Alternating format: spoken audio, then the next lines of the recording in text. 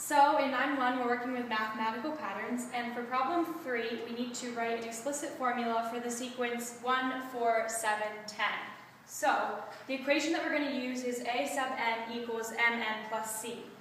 M equals the first difference, and the first difference is how many numbers it takes to go from one term of the sequence to the next. So 1 plus 3 is 4, 4 plus 3 is 7, and 7 plus 3 is 10. So the first difference is 3. So this is what our equation looks like now. A sub n equals 3n plus c.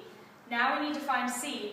So to do that, we have to check what you have. You have to check for what you have for a1, which is 1, and plug it into the equation. So a1 equals 3 times 1, and so a1 equals 3.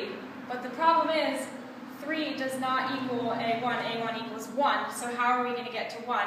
What you have to do is you have to subtract 2, so you add that into your equation and your answer is a sub n equals 3n minus 2.